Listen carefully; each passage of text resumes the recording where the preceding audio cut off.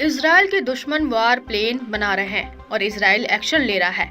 Syria में अपने दुश्मनों पर नेतन्याहू ने फिर से हवाई हमला कर दिया है। जंगी जेटों से बारूद बरसाकर इजराइल ने हथियार डिपो को राख में मिला दिया है। सीरिया के सरकारी मीडिया ने जानकारी दी है, हमला टार्टस सिटी पर हुआ है। सीरिया के करदाह डिपो जो टार्टस पोर्ट से करीब 60 किमी दूर है, वहां बमबारी हुई है। न्यूज एजेंसी सना के मुताबिक इजराइल के हमले में हुए जान माल के नुकसान का अभी अनुमान नहीं लगाया जा सका है, लेकिन माउंट हार्मोन पर मौजूद इजराइल आर्मी के हमले तेज होते जा रहे हैं। गुजरे हफ्ते हुए हमले से भी ज्यादा विस्फोटक अटैक इस बार हुआ है।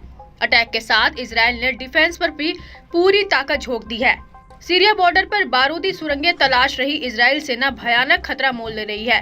नेतन्याहू आर्मी ने बफर जोन के चप्पे चप्पे को खंगालना शुरू कर दिया है। गोलान हाइट्स पर लैंड माइन धमाके हो रहे हैं। सीरिया से गाजा तक इजराइल ने फिर से ऑपरेशन को तेज कर दिया है। ऐसा पीएम नेतन्याहू के उस बयान के बाद हुआ जिसमें उन्होंने हमास के टोटल सफाई की धमकी दी है। इजराइल ने फाइटर ग्रुप को धमकी दी है कि बंधक रिहाई में हो रही देरी से दूसरी बार युद्ध को मजबूर कर रही है। नेतन्याहू ने कहा कि इजराइल अब अपने नागरिकों के ऐसी जंग शुरू करेगा जिसे इतिहास कभी भुला नहीं पाएगा।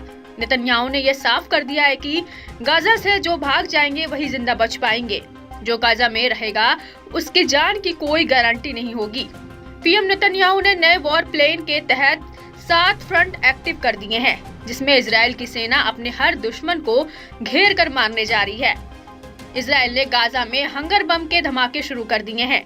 नेतन्याहू ने गाजा को नो एंट्री जोन बना दिया है, मतलब गाजा के लिए भेजी जा रही राहत सामग्री की सप्लाई ठप कर दी गई है। इजराइल ने प्रेशर बढ़ाना शुरू कर दिया है। हमास फाइटर्स भी झुकने को तैयार नहीं है, यानी जंग का औपचारिक ऐलान किसी भी वक्त हो सकता है। इजराइल की सेना गाजा पर पूरा होल्ड बनाए हुए है, इसलिए गाजा फ्रंट पर तो बड़ी मुश्किल नहीं आने वाली, लेकिन बाकी के बचे 6 फ्रंट पर नेतन्याहू का प्लेन कारगर साबित होगा, इसकी गारंटी नहीं है। पहले सुनिए पीएम नेतन्याहू का दुश्मनों को दिया वो मैसेज। हम युद्ध के अगले चरण की तैयारी कर रहे हैं और ये 7 मोर्चों पर होगा। हम तब नहीं रुकेंगे जब तक कि पूरी जीत नहीं मिल जाती, साथ ही हमारे सारे बंधक रिहा नहीं हो जाते। हमास की सेना और उसके शासन की ताकत का खात्मा जब तक नहीं होगा, युद्ध होगा। हमास इजराइल के लिए भविष्य में कभी कोई खतरा न रहे, इसलिए ऐसा जरूरी है। ट्रम्प की कोशिश से समझौता हुआ। ट्रम्प की कोशिश से कुछ दिन तक शांति रही, लेकिन गाजा खाली करने के उनका प्लान पूरी नहीं हो सका। हमास का एक बार फिर से सिर उठाना ट्रम्प को अखर रहा है। खाड़ी देशों के बढ़ते दखल से भी सुपर पावर बेहद नाराज है। ट्रम्प जो चाहते हैं उसे सऊदी अरब, तुर्की, मिस्र जैसे देश होने नहीं दे रहे हैं। इस बात की अहमियत नेतन्याहू को अच्छी तरह मालूम है।